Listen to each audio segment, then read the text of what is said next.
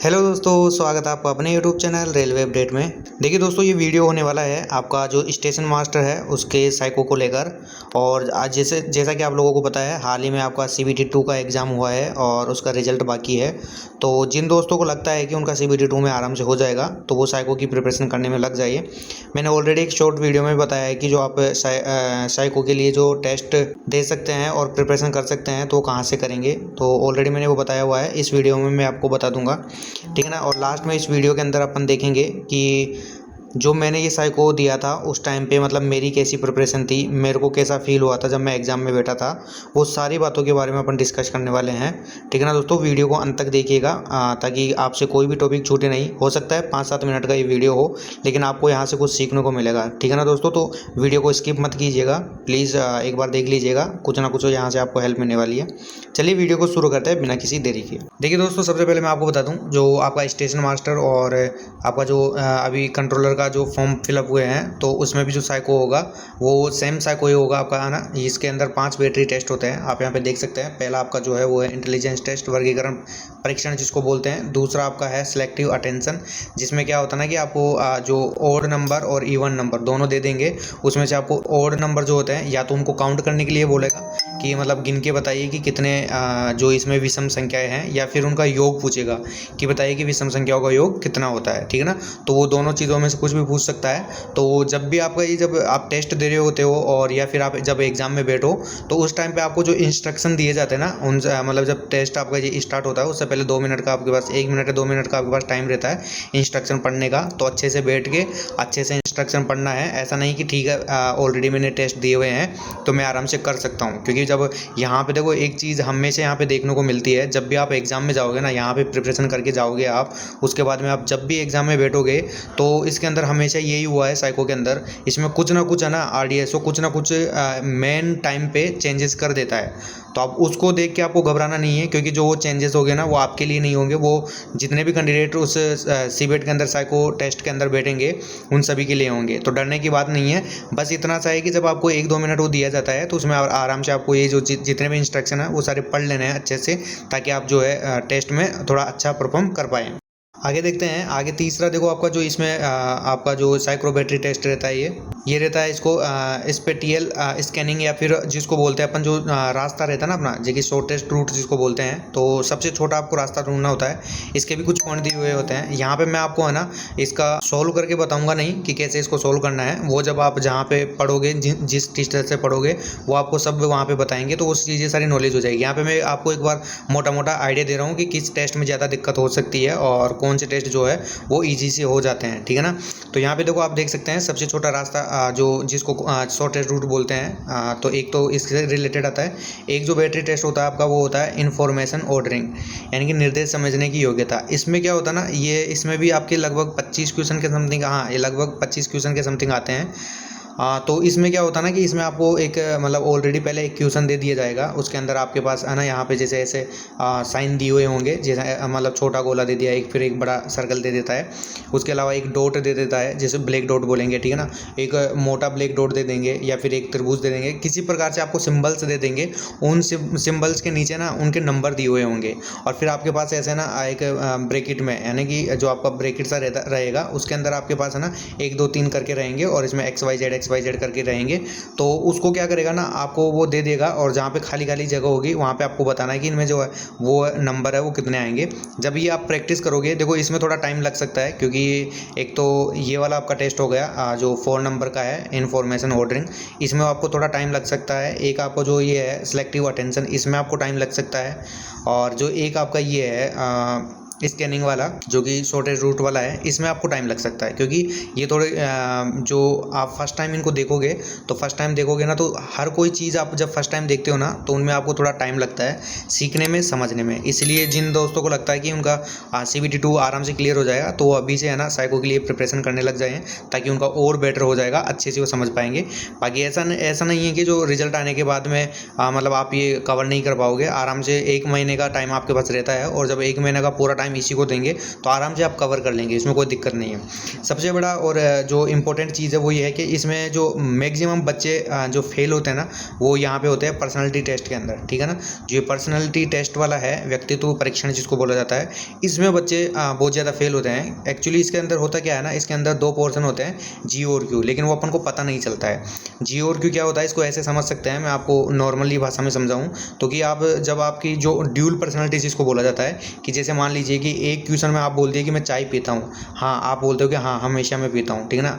दूसरा क्वेश्चन आया कि मैं दोस्तों के साथ चाय पीता हूँ, तो उसमें अगर आपने नो कर दिया तो देखो दोस्तों के साथ या फिर नॉर्मली भी आप जैसे चाय पीते हो, आप मान लो कि पहला वाला क्वेश्चन भूल गए, क्योंकि 35 इसके अंदर क्वेश्चन होते हैं, 12 मिनट का इसमें टाइम रहता है। बाकी जो चार ऊपर क्वेश्चन दिए हुए हैं इनमें 8 मिनट का टाइम रहता है नॉर्मली, लेकिन मैंने जैसा कि बताया शुरू में ही RDS को कुछ ना कुछ चेंज करता रहता है। तो हो सकता है इनमें से कुछ किसी भी टेस्ट में है ना आपको जैसे 2 मिनट घटा के 6 मिनट कर दे, 7 मिनट कर दे, तो आपको डरने की ज़रूरत नहीं है, वो सभी के लिए होता है। और जो भी मतलब क्या बोलते हैं एडवांटेज और डिसएडवांटेज जो मिलेगा ना वो सभी को बराबर मिलेगा, तो उसमें परेशान होने की ज़रूरत नहीं है। तो यहाँ पे है ना, यहाँ पे आपका जी और जो क्यू होता है ना पर्सनैलिटी टेस्ट के अंदर, तो इसमें जब आपका ड्यूल पर्सनैलिटी शो होती है ना जहाँ पे, तो वो एक क्वेश्चन तो आपका चला जाएगा जी में, दूसरा जो आप आंसर दोगे वो चला जाएगा क्यू में।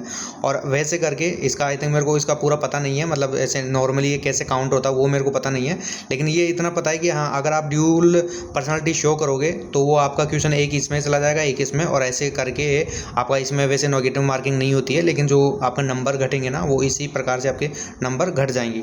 तो इसकी जब आप प्रॉपर प्रैक्टिस करेंगे ना, और जो आप अच्छे टीचर के पास अच्छे से पढ़ोगे है ना, और जैसे कुछ भी डाउट हो तो वो आप उन टीचर से भी पूछ सकते हो, तो आपको पूरा गाइड करेंगे, तो आप आराम से इसकी प्रिपरेशन कर सकते हैं। ऐसा नहीं कि इसमें मतलब बच्चे मतलब फेल ही होते हैं, पास नहीं होते, बहुत सारे बच्चे पास होते हैं। बहुत सारे क्या, जैसे कि मेरे को देख लो, मेरे भी मुझे इससे पहले मतलब जब साइकोमेट्रिक टेस्ट के लिए आया था तो मैं कुछ भी नहीं जानता था कि मतलब क्या ये टेस्ट है क्या नहीं है, ठीक है ना। तो वही है कि आप जब पढ़ना स्टार्ट कर देते हो ना तो उन चीज़ों के बारे में सीखना वाजिब है, ऑटोमेटिकली आपके दिमाग में वो चीज़ें आने लगती है। जब आप सीखोगे प्रैक्टिस करोगे तो वो बढ़ती जाएंगी। अब मैं बताता हूँ मेरे को शुरू में किस चीज़ में प्रॉब्लम हुई थी सबसे ज़्यादा। तो देखो जो यहाँ पे आप देख सकते हैं, एक बार मैं मिटा देता हूँ इसको। हाँ तो देखिए दोस्तों, जो मेरे को सबसे ज़्यादा दिक्कत हुई थी ना फर्स्ट टाइम, जब मैंने फर्स्ट टाइम साइको की प्रिपरेशन किया मैं, और जब मैंने इसी का मेरे को सबसे ईजी ये लगा, तो मैं इसको उठा के और काउंट करने लगा, यानी काउंट करना स्टार्ट कर दिया। तो नॉर्मली है ना आपके मतलब इसमें मार्क्स रहते हैं, जैसे 30 क्वेश्चन रहते हैं तो अपन 30 में से वो मार्क्स आपको दिखाते हैं।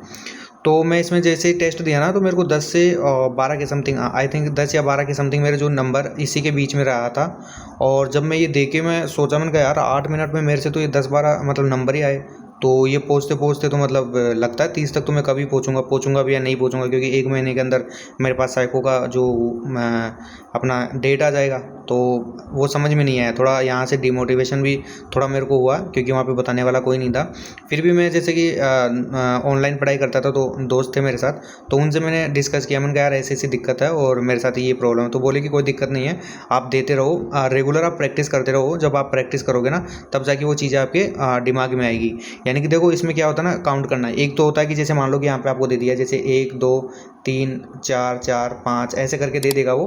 तो एक तो मतलब अपना तरीका ये होता है कि इसको काउंट करें, जैसे कि 1 और 3 4 4 और 5 9, अपन ऐसे काउंट करें। एक अपन जब आप इसको प्रैक्टिस करने लग जाओगे तो आपके दिमाग में रहेगा कि हाँ, आप माइंड में जैसे मतलब आपकी आंखें जाएगी यहाँ से यहाँ, बस आपको ये देखना कि हाँ आपका जो ये ऑड नंबर है इसी को मन में काउंट करना है। तो जैसे कि 1 3 4 5 9, बस ये अपना चलता जाएगा ऐसे कैसे। और ये हो सकता है आपका जो मिनिमम इजी क्वेश्चन आएगा ना, तो उसमें आपका 20 22 या 25 तक के काउंट हो, मतलब टोटल ऐड करने में।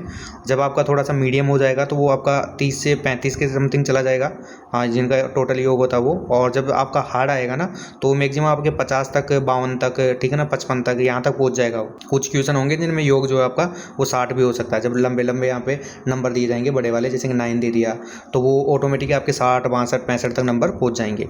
तो आप है ना कोशिश करना जो आपके हार्डेस्ट जो टेस्ट होते हैं ना उनकी प्रैक्टिस करना, ताकि अगर एग्जाम में इजी क्वेश्चन आए तो वो तो आपसे हो ही जाएंगे आराम से।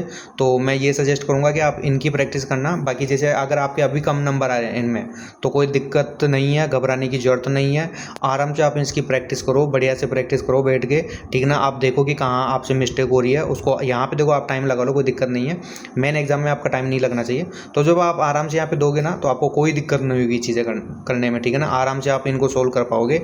एक दूसरा है कि आपका जो ये शॉर्ट टेस्ट रूट वाला है, इसमें मेरे देखो मैं आपको बताऊं, मेरे जो सीबीएट लगा था तो उसमें क्या हुआ था कि यहाँ पे मेरे को टाइम कम मिला था। मतलब मेरे को क्या, सभी को कम हो गया था हमारा, जैसा कि हमारे टीचर ने बताया था कि आपके ना एग्जाम में हो सकता है टाइम कम दे दे, तो सभी के लिए डिसएडवांटेज होगा, आपके लिए नहीं।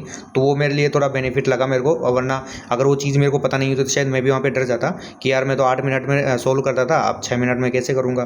तो वो फिर मेरे से इसमें 40 क्वेश्चन थे और 40 में से मैं 32 ही कर पाया, 32 से पता नहीं 37 कर पाया, ज़्यादा मेरे से हुए नहीं, पूरे कंप्लीट नहीं हुआ। बाकी सभी में मैं कंप्लीट कर दिया था, लेकिन इनमें नहीं हुआ, ठीक है ना। तो क्योंकि टाइम कम हो गया था इसलिए। तो बाकी देखो ये मायने नहीं रखता कि आप पूरे में से पूरे ही करो, मायने ये भी रखता है कि आप कितने सही कर रहे हो, ठीक है ना। तो एक्यूरेसी आपकी बढ़िया होनी चाहिए।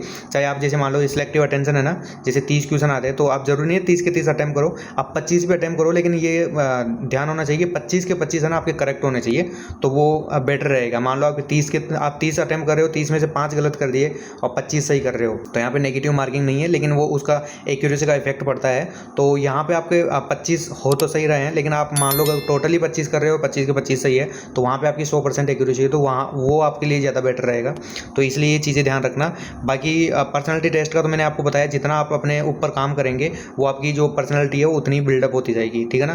तो वो चीज़ें आपको, अब ये पर्सनैलिटी वाला मैं इसमें सबका देखो क्या बोलते हैं, सोचने और समझने का नज़रिया होता है वो अलग अलग होता है, तो इसमें मैं ज़्यादा आपको कुछ गाइड नहीं कर पाऊँगा, क्योंकि सबका अलग अलग अपना अपना थॉट होता है। इसमें कोई एक क्या बोलते हैं मतलब प्रकार नहीं है, मतलब टाइप नहीं है ऐसा कि आप हाँ इस टाइप से चलोगे। जैसे और क्वेश्चन है, जैसे मान लो वर्गीकरण है, ये जो वर्गीकरण वाला परीक्षण है, इसमें तो क्या होता है ओड एंड आउट वाला होता है कि 5 आपको डायग्राम देगा, 5 में से आपको एक को हटाना है, 4 एक जैसे होंगे, एक अलग होगा जिसको आपको हटाना है। अब इसमें तो आपको टाइप पता रहेगा, क्योंकि आपको है ना जब पढ़ोगे तो टीचर इसमें आपको बता भी देगा। जैसे रीजनिंग में इसके टाइप रहते हैं कि आपको ना एक पैटर्न में इसको सोल्व करना होता है, वैसे ही मतलब बाकी सभी में रहेगा। जैसे सिलेक्टिव अटेंशन है, इसमें भी आपको पता है कि ओड को जोड़ना है, और जैसे कि आपको ना मन के अंदर ही जोड़ना है, बोलना नहीं है। आपको क्या है शुरू में थोड़ा दिक्कत होगा, लेकिन वो बाद में सब कंप्लीट हो जाएगा। वैसे ही सब में मतलब कुछ ना कुछ आपको तरीका मिल जाएगा इनको सोल्व करने का। लेकिन जो एक पर्सनैलिटी टेस्ट है, इसमें है ना आपको अपने ऊपर वर्क करना होता है, और जो आपकी सोच होती है ना, मेन जो आपका थिंकिंग होती है ना, क्या थिंकिंग रहती है, तो वो आपको यहाँ पे दिखानी होती है। तो इसमें अलग से कोई ऐसा मतलब फॉर्मूला नहीं कि आपको मतलब वो बता दिया जाएगा और उससे आप कर लोगे। बस ये है कि आप जब क्वेश्चन सोल्व करते जाओगे तो आप ही को वो ऑटोमेटिक समझ में आएगी कि हाँ मैं इसका पीछे मतलब ये आंसर दिया था, तो इससे रिलेटेड ही मेरे को यहाँ पे आंसर देना है, यहाँ से अलग नहीं देना। क्योंकि इसमें पर्सनैलिटी टेस्ट में क्या होता है ना दोस्तों, यहाँ पे आपको जब क्वेश्चन दिए जाएंगे ना, तो उसमें 3 ऑप्शन होते हैं। जैसे कि मान लो कि ऐसा रहता है कि मैं गुस्सा करता हूँ, तो आपके पास ऑप्शन किस प्रकार से रहेंगे, ऑलवेज, कभी कभी, या फिर न्यूट्रल, ठीक है ना, या फिर होगा कि कभी नहीं। ऐसा हो सकता है 3 मतलब कुछ भी चेंजेस होके और 3 ऑप्शन आपके पास रहेंगे। तो उसमें फिर आपको देना होता है कि यार इसका मतलब जो मतलब आंसर देना हो कैसे देना है। तो आपको जो बाकी के क्वेश्चन जो दिए हुए तो ना आपको उसी के अनुसार आपका आंसर इनको देना होता है। ऐसा नहीं कि यार मैं तो गुस्सा करता ही नहीं हूँ, तो इसमें तो अब ऑप्शन ही नहीं है वो वाला कि करता ही नहीं, तो वो वाला तो है ही नहीं, तो कैसे लगाऊंगा। वो नहीं, कि आपको जो बाकी के क्वेश्चन है ना उस हिसाब से फिर यहाँ पे आंसर लगाना होता है, ठीक है ना। तो बाकी मतलब ऐसे घबराने की जरूरत नहीं है। जैसे कि एक दोस्त मेरे से बार बार में पूछ रहे थे कि सर आप मेरे को बताइए इसमें मतलब कैसे क्या, मतलब आपका जो बैटरी टेस्ट वगैरह रहा था तो वो कितना मतलब हार्ड आया था, मॉडरेट आया था, तो वो क्या था। तो मेरे को देखो ज़्यादा हार्ड वगैरह लगा नहीं, कि कोई सा भी पेपर नहीं लगा, बस केवल थोड़ा पर्सनैलिटी वाला था ना। इसमें जो वर्ड होता है ना, जो एक तो देखो क्या होता है, एक तो सिंपल वर्ड होते हैं, एक होते हैं कि जो वर्ड ऐसे आता है कि वर्ड का मतलब भी आपको नहीं पता है, तो फिर वो आपके लिए थोड़ा कठिन हो जाता है। तो वो मेरे को कुछ 2-3 क्वेश्चन ऐसे देखने को मिले थे। बाकी आरडीओ से इसका जो पेपर है ना वो ऐसे अलग से जारी करता नहीं, मतलब जैसे आंसर की आती है ना वैसे आती नहीं है, वरना मैं वो पेपर भी आपको दिखा देता, ठीक है ना। तो ऐसा कोई दिक्कत नहीं है। बाकी मेरे को कोई ज़्यादा कठिन लगा नहीं, सभी के सभी मेरे को टाइम पे हो गए थे। जैसे ये सेलेक्टिव अटेंशन था, मैंने आपको बताया कि शुरू में मेरे को 10 से 12 इसमें नंबर आए थे, लेकिन जब मैं एग्ज़ाम में बैठा था ना सीबीएट के में, तो 1 मिनट मेरे पास यहाँ पे बच गया था आराम से। पूरे सोल्व करने के बाद में भी 1 मिनट मेरे पास यहाँ पे बच गया था। 30 के 30 अटैम्प्ट कर लिया था, उसके बाद में भी 1 मिनट बच गया था। तो वो मतलब मैटर नहीं रखता, वो मैटर रखता है कि आप मतलब कितने प्रिपरेशन कर रहे हैं और किस तरह से कर रहे हैं। तो आपको डरने की ज़रूरत नहीं है, साइको में आप आराम से मतलब क्लियर कर जाओगे आराम से। आपके थोड़ा सा बस ये है कि जो नर्वसनेस होती है ना उसको थोड़ा आपको कंट्रोल करना है। मतलब ऐसे सोचना है कि ठीक है जो होगा सही होगा, जितनी आपने प्रिपरेशन की है उसके बेस के ऊपर जो है आप एग्ज़ाम दे के आना, ताकि आपका एग्ज़ाम अच्छे से हो। बाकी ये मत देखना कि बगल वाला कितने कर रहा है और उसने क्या बोला क्या नहीं बोला, क्योंकि आपको हर टेस्ट के बाद में ना 5 मिनट का या 2 मिनट का शायद टाइम मिलता है, जिसमें आपको ब्रेक लेना होता है, ठीक है ना। आप बैठ के आराम से अपने माइंड को सेट कर सकते हो। तो उस टाइम पे ऐसा नहीं कि आप बगल वाले से बातें करने लगे और पूछने लगे कि कितने किए, उसने कितने किया, तो वो थोड़ा डिस्ट्रैक्ट वाला मामला हो जाएगा। आप बैठ के आराम से माइंड को रिलैक्स करना, उसके बाद में दूसरा पेपर आपका दूसरा वेटेड टेस्ट जो है वो स्टार्ट करना। जिन दोस्तों को लगता है कि वो मतलब आराम से CBT 2 क्लियर कर लेंगे तो वो अभी से स्टार्ट हो जाइए। और मैंने आपको एक शॉर्ट वीडियो में बताया था, यहाँ पे बता देता हूँ। एक क्रैक साइको इंस्टीट्यूट करके हैं, उनका मैं जो यूट्यूब लिंक है ना वो भी डिस्क्रिप्शन में दे दूंगा, तो आप वहाँ से भी जाके उनसे कॉन्टैक्ट कर सकते हैं। और टीचर अच्छे हैं, बहुत अच्छे हैं, जो मतलब पूरी आपके ना हेल्प करते हैं और गाइड करते हैं पूरा प्रॉपर। और वहाँ पे जो देखो बच्चे वहाँ पे कम ही रहते हैं, जैसे आपके मान लो कि 20 बच्चे हैं, 25 बच्चे हैं, या मान लो कि 50 बच्चे हैं, लेकिन जो वहाँ का सक्सेस रेट है ना वो बहुत अच्छा है, चाहे उनका फाइनल में हो या नहीं हो। क्योंकि फाइनल में यार मैटर करता है ना, आपके जो 70% आपके जो मेन एग्जाम के CBT 2 के ऐड होते हैं, तो उसमें आप कितना स्कोर कर रहे हो। आप पूरा तो साइको पे डिपेंड नहीं होता है, और 30% आपका साइको का लगता है, ठीक है ना। तो वो दोनों मिलकर आपको मेरिट बनती है और उसके हिसाब से होता है। तो जरूरी नहीं है कि मतलब उसमें हो या नहीं हो, वो अलग ही बात है, लेकिन मेन चीज़ होती है कि साइको पहले अटैम्प्ट में आप अगर आप साइको क्लियर कर रहे हो तो वो बहुत बड़ी बात है। क्योंकि साइको में मतलब अच्छे रह जाते हैं। मैं ऐसे मतलब मेरे दोस्त है जिनसे मिला हूँ, जो पॉइंट मतलब 001 से जाके रहे हैं, मतलब जिसका अपन बोलते हैं ना नेगलेक्ट वैल्यू है, इसकी कोई वैल्यू ही नहीं है, उससे जाके है ना वो यार मतलब साइको में रह गए। बड़ा दुख की बात है, और मेरे को बड़ा दुख हुआ। मैंने कहा यार मेरे को भी मतलब वो मेरे से पहले उसका दिए थे DFCCIL का, तो उसमें रह गए थे, तो मेरे को भी थोड़ा डर हो गया था कि उनका पता नहीं अपन भी रह जाए।